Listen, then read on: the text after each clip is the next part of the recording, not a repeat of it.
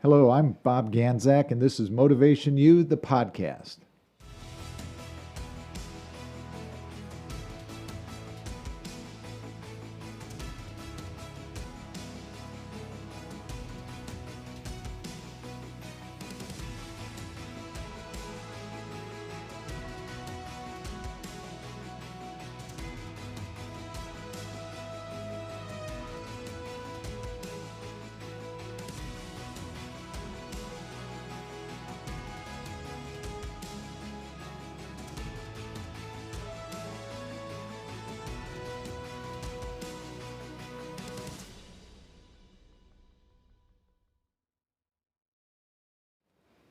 Welcome to MotivationU the Podcast, coming to you live from Spurrier's Gridiron Grill inside the coach's podcast room. Just had some fun. Was able to chat with the coach. He's outside today doing some things outside. You can't see him from here, but he was here. We're going to be with Abbey Rocco today, and we're going to learn about a lot of entrepreneurial ideas and thoughts. First, we're going to talk a little bit of leadership in football. We've got a problem going on here in Gainesville. Our football team, University of Florida Gators, are struggling. And somebody asked me if I would share just my thoughts on what is going on in the program. I don't know. I only see it from the outside as a fan and watching it. My daughter is a graduate of the University of Florida. My stepdaughter will be graduating this year from the University of Florida. So we're invested in the program. We are fans. We love watching the Gators play. And as I've read and watched interviews and listened to interviews and talked about things, I don't think we have a coaching problem. And I don't think we have a recruiting problem. And we don't have a probation problem or a penalization problem. What I see our problem is a leadership problem. Coach Mullen is lacking leadership right now. He's a good coach, does a great job with X's and O's. That's not our challenge. I don't think if there's anybody that can match him in calling plays or getting the most out of an offense when you're struggling as the offensive coordinator. You know, there are some people that are in management in life that are not geared to be the CEO of the company. They're just not. They're great mid-level managers. They're strong workers in groups, yet they're not the type of person that can lead the entire organization. Nothing against them. I've watched it in sports for a long time. A coordinator gets a head coaching position and he fails. Goes back to being a coordinator and succeeds. Leslie Frazier, right now, a defensive coordinator for the Buffalo Bills, doing a great job, had terrible success. I should say that's an oxymoron. Had no success as a head coach. Yet, as a coordinator, he's doing a great job. Let me drive that back into what businesses are. My first boss in radio was a guy named Greg. Unfortunately, we lost Greg a couple of years ago. Good friend of mine.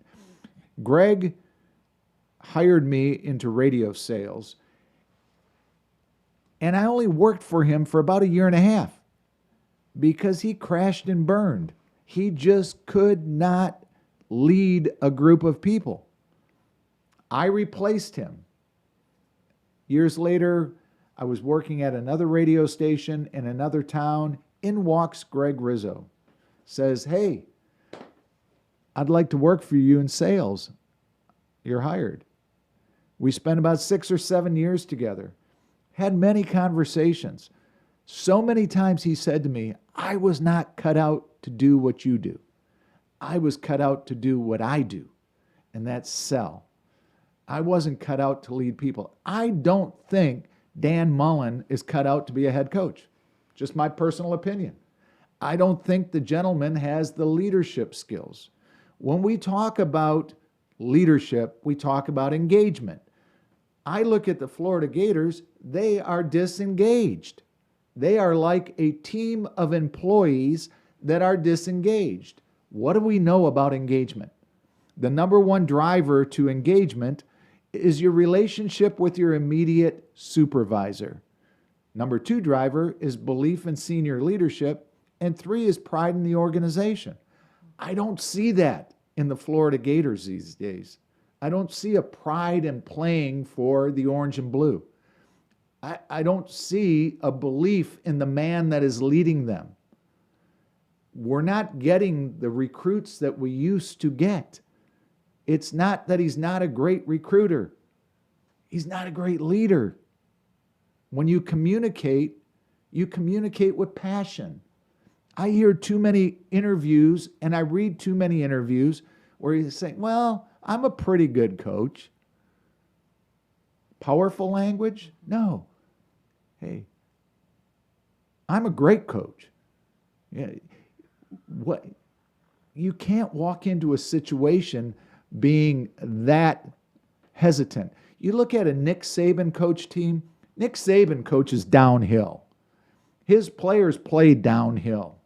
They know they will prevail. Dan Mullen coaches uphill.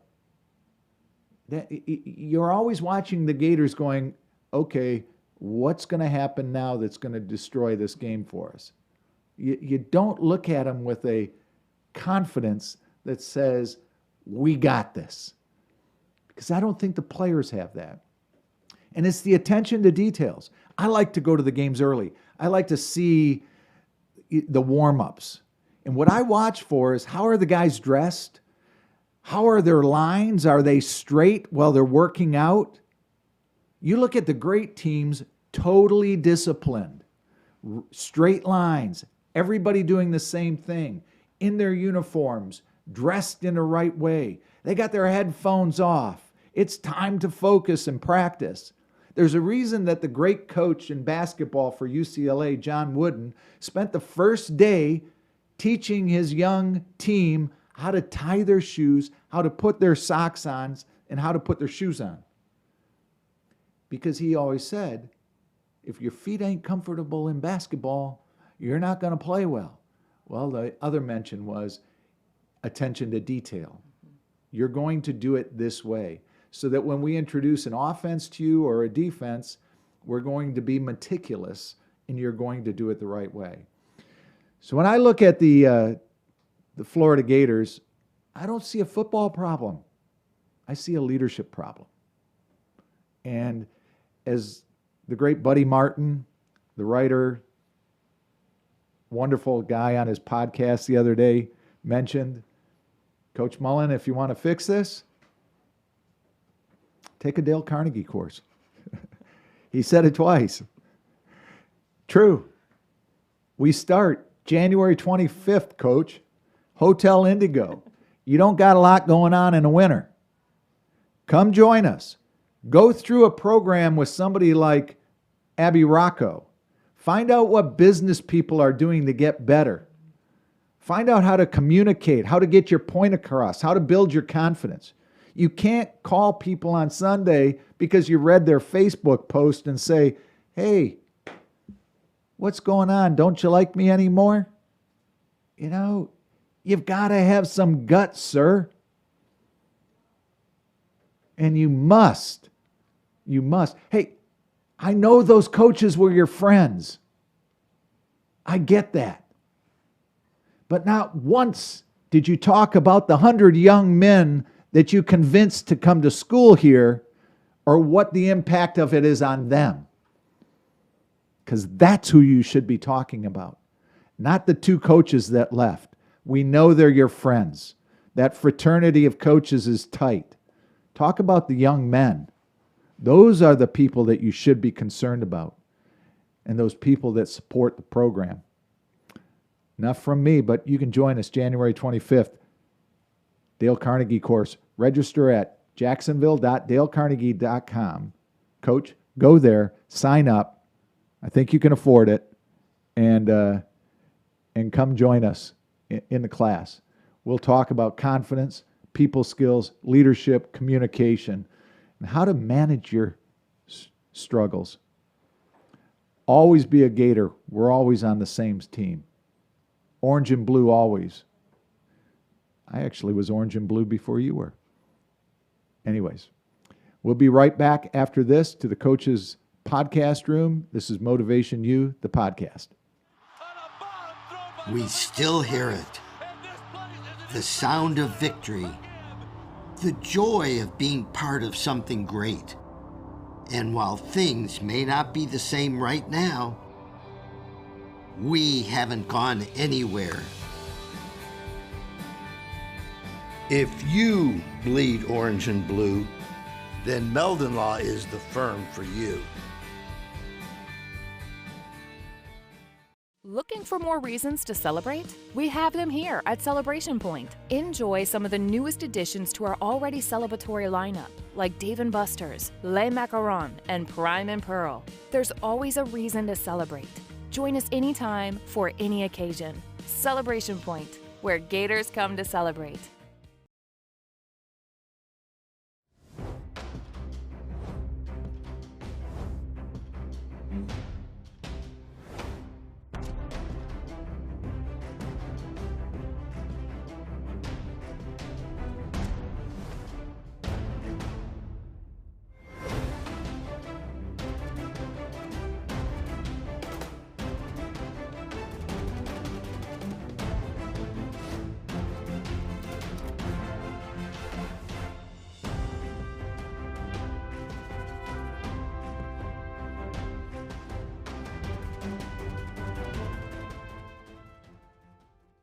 Hi, Steve Spurrier here. You know, making a reservation at my restaurant is easier than a Saturday afternoon homecoming game against Vandy. You don't have to call or email.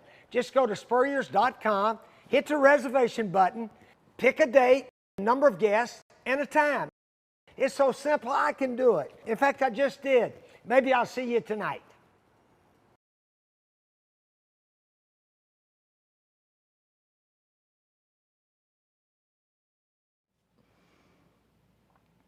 Welcome back. That was an interesting break. Wow. This is MotivationU the Podcast, and I am very, very happy today to have one of my favorite people here with us. A recent graduate of the Dale Carnegie course, an entrepreneur, a leader, a strong individual, a wonderful communicator, great mom, wonderful wife. I know her husband well. Abbey Rocco. Welcome to the show, Abbey Rocco. Thank you, Bob. Thank you. I'm glad you are here. I am too. It is good to have you. Now, you are so much involved in so many different things, and this program is based on leadership. It's based upon my assumption that it's not the Elon Musk's, Bill Gates, Warren Buffett's of the world that are the greatest leaders. It's the people that live down the street from us that are making a decision that affects people on your street, and they're leading people. And that's why I like to have people like yourself in here who, you know, you go pick up your kids from school, you know, you work for a number of companies, a couple of companies, your own and somebody else's, plus you're an ambassador at the Chamber of Commerce in Columbia County, Lake City Chamber of Commerce. You're one of those leaders. I'm glad to have you here. Thank you. Tell me a little bit about your company, your own company, the one that you started from scratch. Parents Perfectly Placed is the name of my company. I started earlier this year. And the vision behind it was when I worked in a senior living community before, I really found a passion in helping families find the perfect either placement or the perfect solution for their aging loved ones. It's such a difficult time to go through, and when the adult children and decision makers are not educated on what's available and what's out there, and sometimes it comes up very last minute, and it's daunting, it's stressful. So I wanted to be somebody that could help relieve that stress and take it off their plate, where they can continue to be the family and not have to be the caregiver. So I'm a senior advisor for my company, Parents Perfectly Placed, and a lot of it is just phone conversations. Sometimes I will meet with them in their homes and help have that maybe difficult conversation on, okay, Mom, it's time to move you into assisted living community. And they're looking at me like, okay, I'm not gonna be the bad person. It's her. She's making you do that. But I enjoy that part of helping the decision makers and the children out, and finding that for their loved one.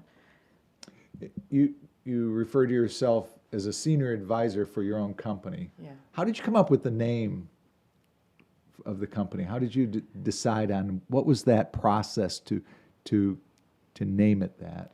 It was difficult finding a name. One thing I wanted to set myself apart from is there's a lot of placement agencies out there that kind of do what I do, but the communities and the facilities pay them a referral fee to send them their residents and their clients. And I didn't want to be an agency. And I felt like a senior advisor was more kind of what I'm doing, and just giving advice and having these conversations. Parents Perfectly Placed, it honestly just came to me. I thought, where would I want my parents? I would want them perfectly placed somewhere. Is there a perfect place? No, there's really not. But I want to get as close to that as I can. And, went on GoDaddy, bought the domain name and everything, and it worked. And I've gotten a lot of awesome feedback from several individuals that love the name and the logo and the look. So that makes me happy. Yeah, that is but it's part of that whole process of leadership, of building this from the bottom up. Now, you kind of alluded to the fact that you used to work for a senior living home.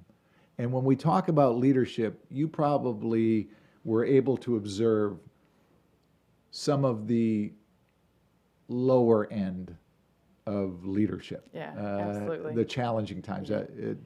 In all disclosure, we spend some time where I've been able to consult you and chat with you and mentor you a little bit, and we spent a lot of time talking about those things and the challenges that you had.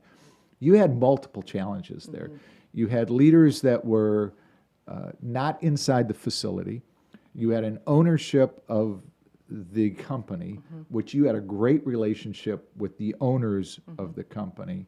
Yet the people that were hired to manage the company were a little bit different. And there was some nepotism involved in that too, where a mother that was a regional manager and then had put her son in as the manager of the facility. What was the breakdown in your opinion? Where did the breakdown happen in that whole process? And we don't have to mention the name of the organization, by the way. Yeah. Just let's talk the leadership. Where was the breakdown in that whole process? As far as the ending point of it, or just the whole process of leadership, how you saw it deteriorate, because you worked with them for a long time. Yeah. Under their tutelage. Yeah. And there was always the promise that things are going to change, I don't want to put words in your mouth, but there's always the finger pointing. And those fingers always point at others and never at our stuff, at us, here. That's where it's at. We never point at our own stuff. We always point at other people's things. Yeah. And if going back to the Coach Mullen thing, if Coach Mullen wanted to know what the problem was, I would suggest to him to go look in the mirror. That's my idea. So share with me just how that broke down. Recently, after I started there, I had never worked in the senior living industry. It was all new to me. And 2 weeks after that, my boss, who was going to be my mentor and was super excited to have me on board, had resigned. So I was kind of left out, on my own, and had to really work hard in gathering resources and, really doing my due diligence to throw myself into this industry. Having that management who, like you said, was not on property, you have that little support, but it still was a lot on my shoulders. And in very different departments. You're working with families, you're working with the care staff that's taking care of the families, and it's not just moving them in, because I was in sales and marketing, it's the after fact. Hey, Abby, you promised and sold us this, it's not being delivered. And so they'd come back to me, because, when maybe they should have gone to someone else, or it could have been, but there wasn't that somebody there. We went through a lot of changes in different departments that were very key to have in a community like that. And so a lot of it fell back on me. And I'm a very passionate person. Actually, the management company told the owners at one point that I cared too much. And I said, I can't care too much. How do you care too much? I know. For a group of seniors. You can't. Because the whole nature of that industry has so many variables in it. I mean, I used to ask you questions, and you would tell me, my wife also worked in a senior living care place for a long time, and what hurt her the most was families that didn't show up. Yeah. And that hurt it's you painful. So much too. Oh yeah. Here their holidays are coming up, and nobody's coming to visit them. They're there by themselves. How can you not get passionate about it? And that's where I would come into play. And I'm like, I didn't grow up with grandparents in my life. So when I moved in, or when I started working, I felt like I moved in.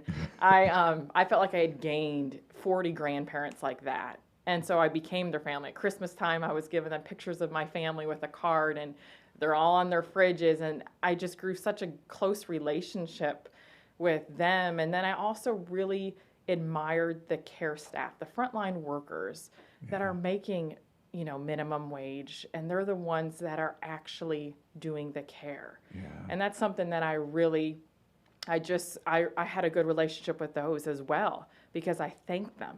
I have a new resident coming and thank you so much. This is what their favorite meal is. They like this. And so those things, I grew relationships with these different departments, and you saw as different leaders came in that were above me, they didn't like that. They didn't like the relationships I had. That's how I felt with the families, the residents, the housekeepers, the frontline staff and stuff like that. And I'm sure I look back, there's things and I would do differently. But during COVID and stuff, I felt like we were one big family there. There's one job, and it's to protect these residents, to make them feel loved because they couldn't go out. And that was it. Yeah. No motives on anything. I worked 60 hours a week and I didn't care. I told my family in advance, this is what's going on. We have COVID, or, COVID's going around, and these are my people, and I'm going to do whatever I can to make them safe. And my family respected me for that. Yeah. I came to the place, the home, during COVID to visit you the one time to have a discussion about this subject matter. I remember that. And the amazing thing is that you were like the only smiling face that those people got to see. I mean, the general manager wasn't a smiling face. You were the person that they looked forward to seeing. I can remember some of the gentlemen that, that when you would walk into the room out into that area where they sat, they would just like beam. They would perk up because that's so important to them. It is. What I saw was that your leadership, not your personal leadership, the leadership of the management company, treated them like a number. Mm-hmm. Absolutely. They were just a widget in a bed. Mm-hmm. There wasn't a family or people or a human being behind it. It was, financial. Yeah. Purely. And that's tough. And I've had these conversations with other individuals in the industry on how we can change that and having it not be these senior living communities and it's heads in beds. It's all numbers and this and that. How can we get resources or funds to come in where we can take care of them the proper way, hire the correct care staff the proper way, that's a whole nother beast, and care and having your employees creating good culture to keep them there. It's not always about the dollar sometimes. But how can we do that and not have it be about numbers? This is the most vulnerable population, these seniors. Mm-hmm. And a lot of them, they're veterans. I think about today being Veterans Day. I went and saw one of the residents there. He turned 101 on Saturday. Gosh. And I went and saw him, and I hadn't seen him for a long time. And I remember when he turned 100 last year, that we did a huge production and, wrote to the president to come visit and all these things. So anyways, there's got to be something different we can do to help, care for them better and not have it be the finance side of things and where there's pressure from management, ownership on fill the buildings. Amazing when you think about that, because that's so true. It's just one of those challenges. Yeah. I mean, you got to go through the Dale Carnegie class recently. You graduated Tuesday night, and I kind of think of Jeffrey Meldon, somebody that sports this program and just a wonderful gentleman. And the law world is a completely different world, but there's a lot of similarities. Mm-hmm. Because your clients, especially in the P&I area, could just become widgets. They're not heads in beds. They're down. But you see from this man all the way down that there is a heart and caring about every single person they talk to. Mm-hmm. The passion is not about the money. The passion is about the person. And the result of being passionate about people is money comes along. Absolutely. It follows. And I watch him and the way he runs his company, and you saw it through the 8 weeks of going through class with him. I watch him and the way he runs his company, and I think to myself, his biggest struggle is getting his own team to understand it's not about the Benjamins, mm-hmm. It's about the people. Yep. And if you take care of the people, and that is a huge part of your organization. So how are you adopting that into your PPP company? How are you adopting that thought process into that where you can focus on the families? And that's what I wanted to be, is not working for an individual company. And I said, my goal as director of sales and marketing, I have to fill the building, mm-hmm. And so, but now being able to look at the families and say, what's best for you? It's not just one particular building. It could be this one, it could be that one, it could be them staying at home with care staff coming in. That was my number one goal, honestly, is not having the pressure be on just having them be in one place, even though they might not have been a good fit. Mm. So yeah. That's interesting. So when you're placing somebody into a home, well, let's back that up a little bit, okay? Let's go back before the placement. When you're selecting homes mm-hmm.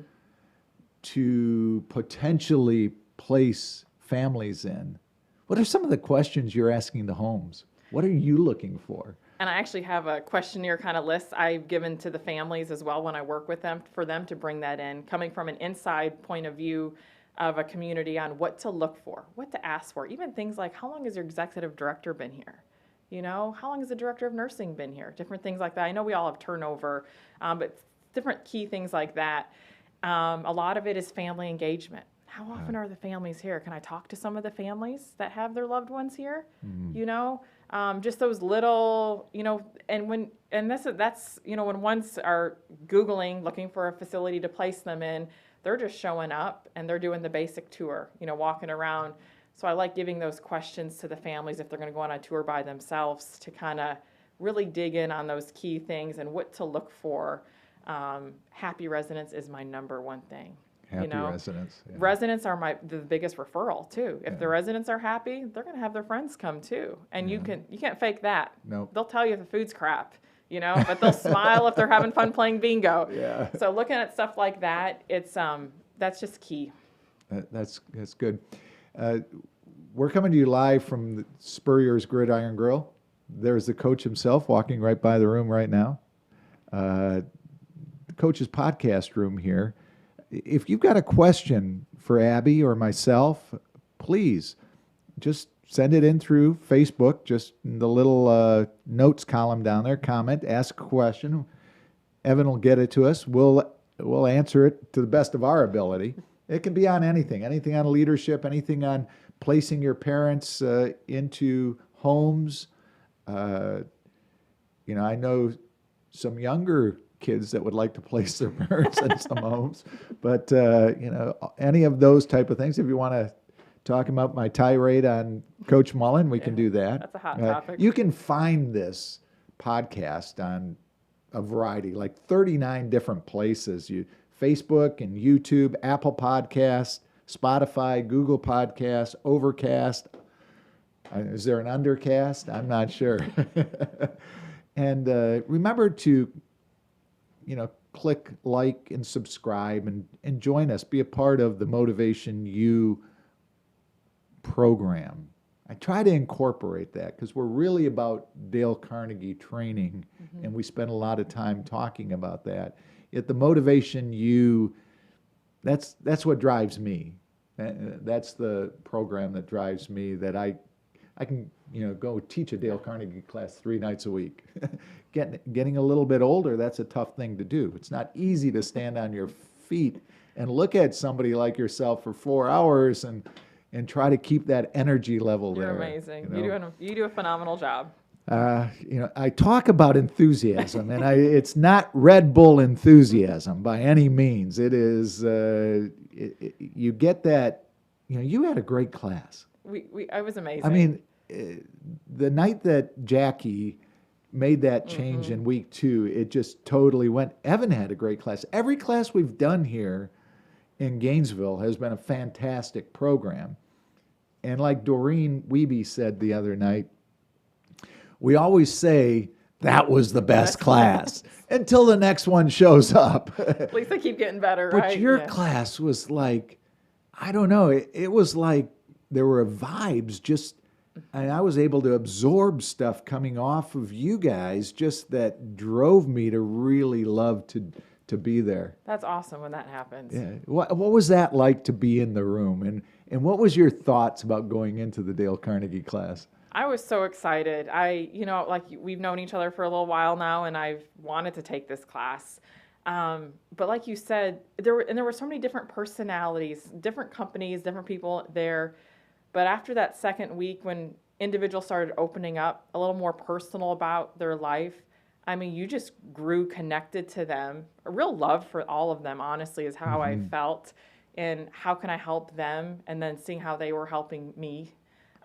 It was phenomenal. The camaraderie, everything was like the energy. You got Charles Rickey, I mean, just if I can have a little bit of that. And then you have Chuck and Rob, who are so calm and cool and collective, but are so detail oriented in everything. Yeah. Denise, everybody. It was phenomenal. And the different, you had people in their mid-70s. Oh, yeah. You had people in their doing yoga. Doing yoga. And then you had young people like Josh Haley, Howard and Haley who are at the beginning of their careers, and just the melting pot of that was incredible. Yes. But how did it feel in your own world as far as courage or opening up, as you said?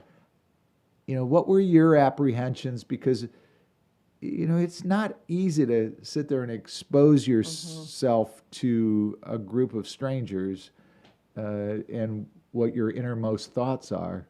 One of the key things I noticed while I was speaking, especially about some more of my personal stories and different things, and like you have taught, always watching or looking at all the whole or the crowd as you're speaking, was looking at the care and the engagement in everybody's eyes and their faces. Was courage for me and inspiring to keep going and talking.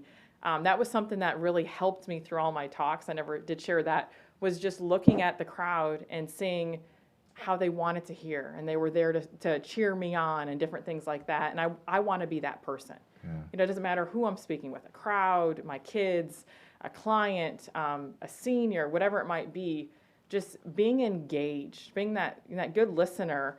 That's something I picked up from it. Okay. So time out here, all right? That's not the Dale Carnegie class. That's making them, that's you that's capturing their attention. So the fact that it's not because they were in a Dale Carnegie class that they were looking at you. It's because you were engaging them with what you learned in the Dale Carnegie class. That they were there. If you were sitting at, a Rotary meeting or a Kiwanis Club meeting or or a Lions Club meeting or whatever, El Trusa, whatever it is, they would be engaged because of what you were doing. So I don't want to give the reason that they were watching is, well, they're in a Dale Carnegie class and they have to watch. No, they were engaged because you engaged them. By using the correct formulas and principles. I mean, I go back to the formula on speaking. We all got it in us. I tell you that It's in just- week it's one. just- It's just getting it to use just it. getting to use it. Yeah, Even those yeah. few tips you gave me on, telling the story and adding those little things to it and having it become full circle and just phenomenal. What I learned in those classes will carry me through. And I honestly can't wait to be a graduate assistant and help others. Yes. And I will learn more every time I am a graduate assistant in helping others. Fist bump on that one, Yeah. girl. We'll get that class in Lake City going here soon. yeah. All right? January 31st is our target date. I've got to get a couple of things cleared before we do that. You brought your husband to week 8 because people are able to come in week 1 and week 8. And you brought your husband to week 8. Matt, wonderful gentleman, great young man. Can hardly wait until he's in the program. I'd love to work with him. Yeah, what were some of the things that he saw change in you over the 8 weeks? He said he was completely shocked with my last talk when he was in there on week 8. He said he was shocked. The confidence, he said he thought always he would be the better speaker than I am. And he was like, you blew me out with water. So that was good to hear, because I always thought he would be the one that, was good at getting in front of crowds and stuff like that. And he said, I can't wait to take the class. He told me he was jealous every time I was going on a Tuesday night to take the class because he's been wanting to take it too. Well, you could have. I gave you that opportunity. Yeah, We're coming to you live from the Coach's Podcast room at Spurrier's Gridiron Grill here at Celebration Point. With me today is Abbey Rocco, entrepreneur, sales rep, ambassador for the chamber, a good person, mom, wife, community leader, just the type of person that you're just happy that is in your community, because you're one of those leaders that we talk about.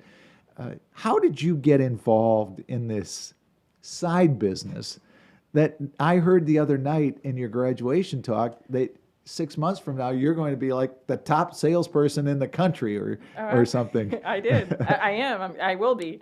I am. I I'm am. already there. I'm already there. I'm thinking about it. How did you get involved in that?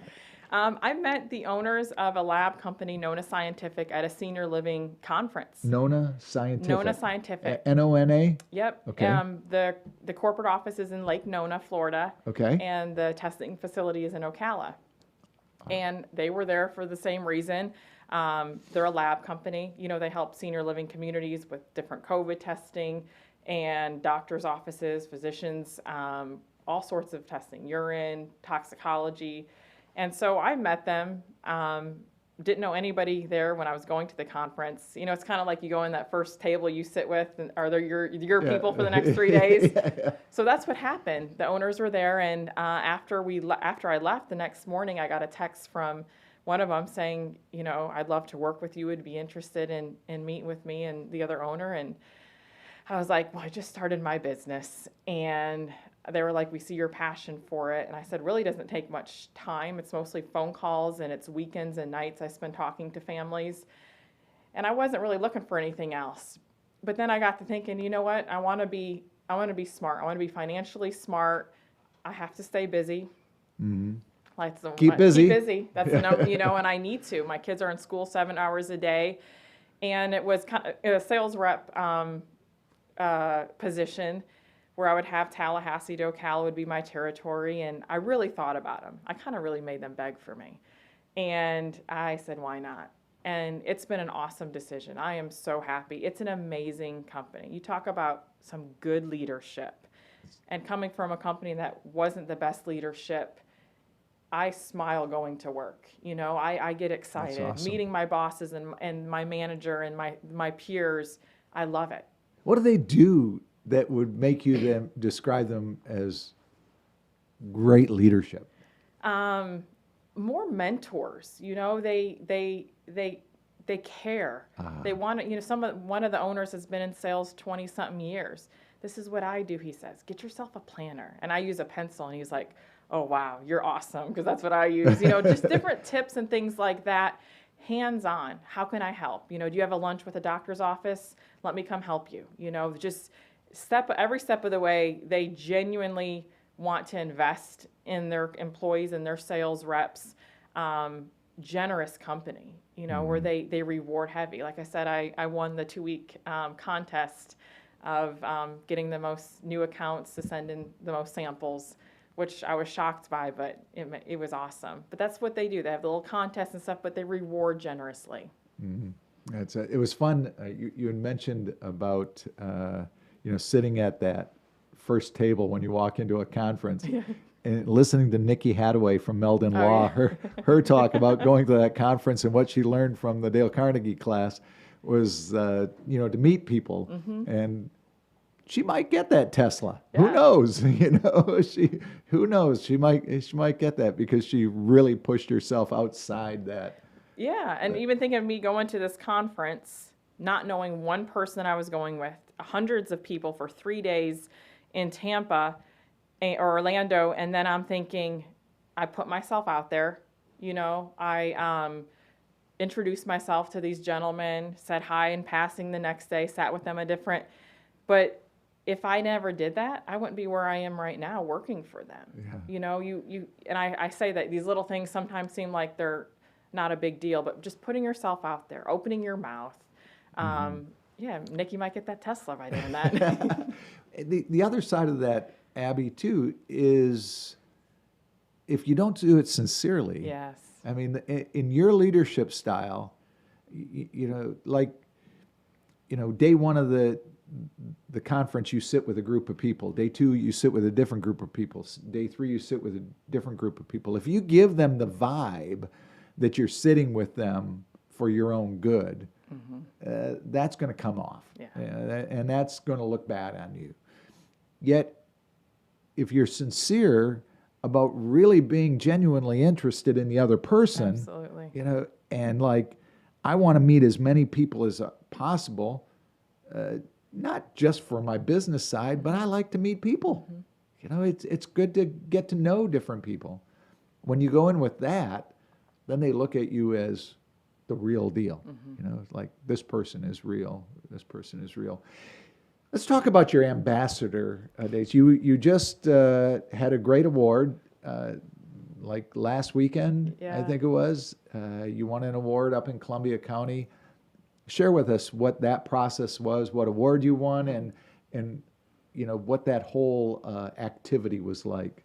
It was Business Excellence Award for the Columbia County Chamber of Commerce. They do that every year. We missed last year because of COVID. And they nominate Best New Business, 3 of them, Best Employer, Outstanding Young Professional, and then Ambassador of the Year. I got nominated as Outstanding Young Professional, but I actually won the Ambassador of the Year. Yeah. And that was great. I told them next time, because I'm the chair of the ambassadors, I was like, I want to be exempt from that, because the ambassadors work so hard and diligently, but I want to reward them. Yeah. So like I said in my talk at the week 8 of the class, was one thing when I did my acceptance speech, I didn't recognize my team like I should have. And that's something that I really, beat myself up for the next few days. Oh, over with. You got to go on. But it was awesome to be recognized in the community, and because it's a voluntarily position, being an ambassador. And I appreciate every single one of them that are on my team. We have another dozen that are going to be with us for next year. We had a meeting, and you had business owners showing up. You had executive directors, all sorts of people wanting the same goal, is to help in the community. That's awesome. And it's got to be, like you said, it's not just for my gain. How can I get a client out of this? How can I get a customer out of this? But it's giving back, and then just watching it happen. But you have to put yourself out there in order to get that. Yeah, that's an interesting concept to it. So tell me about who won the Young Professional of the Brandon Beal did. Oh, that was a loaded question, folks, because Brandon is a Dale Carnegie graduate. I didn't know if you knew that. I didn't. Yes, I didn't.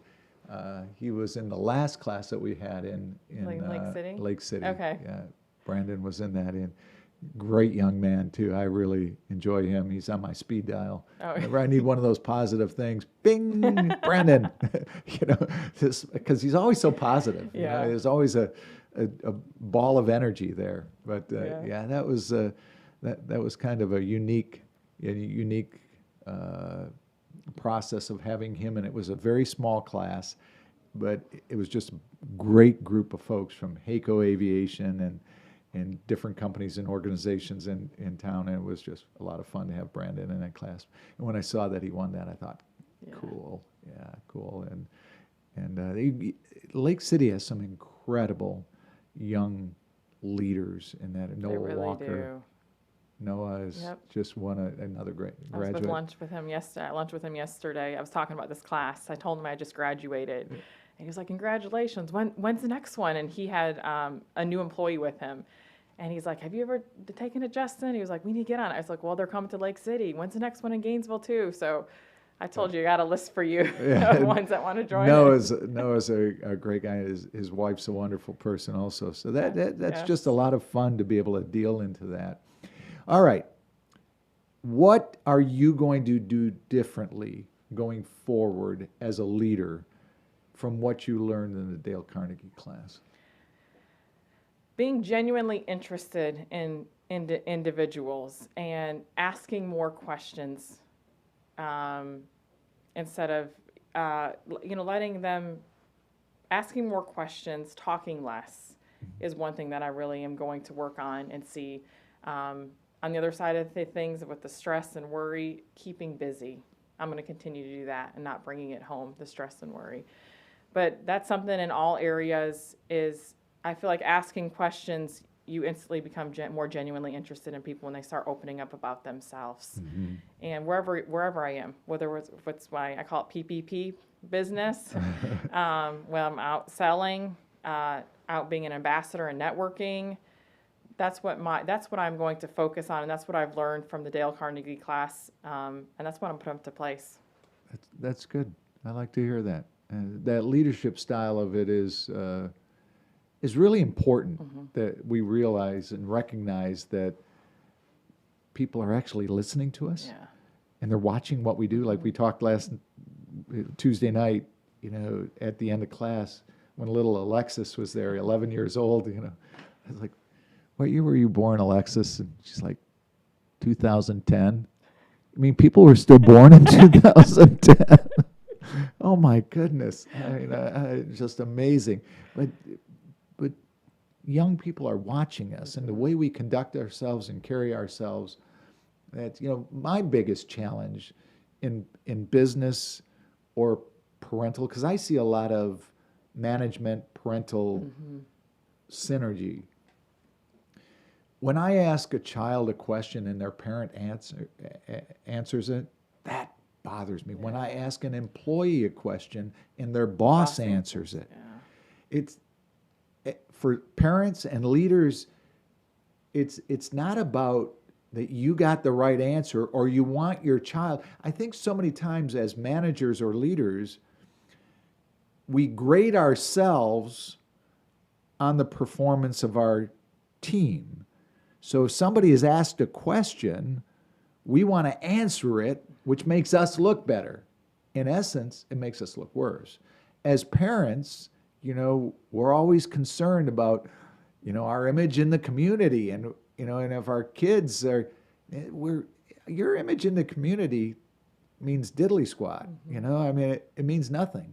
The development of your child is what means the most. Yeah. And if you're answering the questions for your kids, they're not developing. As a leader, if you're answering the questions for your team, they're not developing. So that's a big challenge. So what did your kids say about mom after she went through the Dale Carnegie class? What changes did they see? They were so proud of me, especially winning that pen on the last night. They were awesome. They cheered me on every single time. And it was a late night. I would get home at, 10 o'clock, 10:15. And Ginger can't wait. My oldest daughter's name's Ginger. She can't wait to go into a class and take one of them. Good. Because Good. she saw How old how is it she affected now? me. She's 16. Yep. So we just had a 16-year-old in our class in Jacksonville. Okay. So, don't the youngest I've had is Jeremy Barwick in Lake in City, Lake right? City. Yeah. Jeremy was 15, and he went through the class with the mayor and one of the city councilmen, and I think the assistant principal at Columbia High School was in that class too. So he went through with some intimidating people, and Sergeant Balthius, Lieutenant Spurlock from the sheriff's department, sheriff's office. I'm sorry, Sheriff Hunter. Blunder on my part. Mark Hunter is sheriff in Columbia County. Bob, we're an office. We're not a department. We are elected officials. We're not assigned a role. We're not hired. So that was my fault on that. That's awesome. What were your early ideas of leadership growing up? Who influenced you, and what were some of you said you were never around grandparents. What was the influence that you had in leadership, either good or bad, as a child growing up? Honestly, I come from a large, or I say large family. I'm the youngest of 6 siblings, 6 children, and so we spent a lot of family time.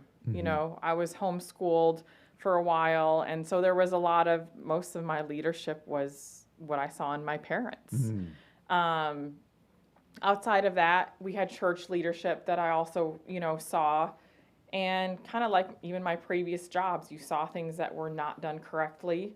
But as a child growing up, it's kind of what you're around that you just mold into that. My dad's a very passionate person. He's owned his own business for years. And I feel like that's kind of where I got my entrepreneurship and passion from. But he's also been a phenomenal leader, to me, to his grandkids, his family. He rides his bike, every weekend and comes sees the grandkids. And strong person, though, someone you can always go to. And I honestly feel like that's where my leadership came from and what I saw in them. And then it's kind of what you think, what to improve on, what things you won't do. Even coming from my previous job, things I would have done differently. You learn and check off that box. Yeah, okay, absolutely. This is something I want to eliminate from my repertoire. And this is what I want to improve on. And this is what I improve improve on. Yeah. And going through life like that, and that's why I teach my kids. It's never going to be all perfect, but learn from your mistakes, what you would do different from 9th grade to 10th grade. What are you going to do different on, and different things like that. And just so you're constantly growing and not going back. That's, like I said, going back to my parents is where I really learned my leadership from. That's strong. Now, the entrepreneurial family is, it runs in your family, I should say, right? Because there's this coffee shop that is growing leaps and bounds. They're franchising out. It started in Lake City, and now it's growing. I follow Mindy's dad, Mindy Johnson, who is another graduate of the Dale Carnegie course, who eventually I'm going to connect the two of them together because they're practically family anyways. I don't know why you guys haven't, because you're both so dynamic. We won't get into that. But your sister started her own company. Yeah. Which is Eliano's. Her name is Ellie. How did she get that started, and what influence did that have on you? She was very young, and she worked at a coffee shop in Lake City and instantly picked up on it. Loved being a barista, and married into Scott Stewart's family. And I don't think Scott Stewart was even a coffee drinker at the time. And so Ellie being my sister, I was with her every step of the way. I'm her younger sister. So, they're getting together recipes, and they had this idea to open a coffee shop and name it Eliano's, with Scott Stewart being her partner. And she was the brains behind the recipes and the barista. Like I said, I don't think he even drank coffee. And so she was real the brains and hands-on in opening it. And I was right there with her, sampling the coffee. You know, I learned at a very young age to love coffee. I was one of her first employees. Wow. I worked there, I think, to 2 days before I had my first daughter. And she's been super successful. And one thing she hired me back on years later after I quit was a customer service manager on training the employees on customer service. And that's kind of where I started a little bit of my leadership. And being a leader is having a team of employees underneath you. And like you said, some are made to be a CEO and a leader, and some just don't have it. So taking it, younger employees and training them on customer service went something like, to me, it was just natural. You smile, what can I get for you today? Here's your cappuccino. But then hiring ones that didn't have that and training on it was so different, But it took patience and learning it, and it helped me, throughout the years on patience and listening to others and really not judging them by their actions. We judge ourselves by our intentions. Right. Yeah. Those little things like that for different personalities. But Ellie has been super successful because she has that passion and that care not only about her clients, but her employees. She's done a phenomenal job with her employees, taking care of them. She used to tell us, if you have a long shift, it's mandatory that you leave the building for 15 minutes, sit in your car, walk in the parking lot, and come back. Just little things like that she cared so much about the employees' health. And she would, invent different healthy drinks, green smoothies, and ones that were like, no, I'm not drinking that thing. Oh, it's so good for you. She always wants to inspire others to do better in life. Yeah. So, and that's where she's gotten her success from, I believe. Wow, that's amazing. So it's fun to watch that, isn't it? Oh, yeah, it absolutely is. And now my daughter, who's 16, is going to work for her, Oh. at the coffee shop I worked at. So it's super cool. Yeah. And so what goes around comes around. Yeah. Where is her shop? Hers is on Main Boulevard in Lake City. So that was the very first Eliano's. It was about, I want to say, a quarter of the size. You could stand in the middle and touch one window and touch the other window. We were there before Starbucks. Wow. Yeah, we had to educate Lake City people that the cappuccino that they ordered was not going to come from a button, and it was going to be light and foamy, and there's no sweetener in there. Because they're used to going to the gas station, pushing the button, and getting that white chocolate sugar drink. Yeah. So we would say, "Are you sure you don't want a white chocolate mocha?" And they're like, "Well, what's that?" So it was fun being the first employee there and in the first coffee shop, one of the first coffee shops in Lake City, and educating Lake City on actual coffee. A whole nother conversation, because we only have 2 minutes left, but I would be very interested. Maybe I need to get Scott in here sometime, Scott Stewart, to find out, now with the franchising, and she's not involved in that, or is she involved? Ellie, no, she just owns her own store now. And in the same location. That, how did that transpire? And, I'm sure her husband works for his dad. He has his own business. He has his own business. Yeah. So there's a lot to do with franchise. I mean, there's a lot of involvement she would have to have, and she does very well just doing her own store. Thing. They have one daughter, beautiful daughter. And that probably puts a smile on her face, oh, yeah. too. She still has her baby, as her coffee shop, but it's what she needs, and it's great. And as you said a little while earlier, you go to work now with a smile on your face every day, which that's vitally important. It is. Everybody should be able to do that. I agree. And as leaders, that's part of our job, is make sure that people come to our employment with a smile on their face. Abbey, I appreciate you being with us today. This has been really well. I'm looking forward to working with you. We have 2 classes scheduled right now. We have the Dale Carnegie class coming to Gainesville on January 25th. And we'll start a new session next year, January 25th, Hotel Indigo, Tuesday night, 6 to 9:30. We also have one coming to Jacksonville starting the same night, January 25th. 6 to 9:30, and that'll be at the World Financial Center on Phillips Highway. You can go to our website, jacksonville.dalecarnegie.com to find that out. And we will be posting, hopefully sometime today or tomorrow, that we will have a class coming in Lake City that'll start January 31st. So appreciate you being here. Thank you, Bob. Thank you. Thank you for watching. This is MotivationU the Podcast. I'm Bob Ganzak for my wonderful friend and engineer and Dale Carnegie graduate, Evan Miller. Have a great week.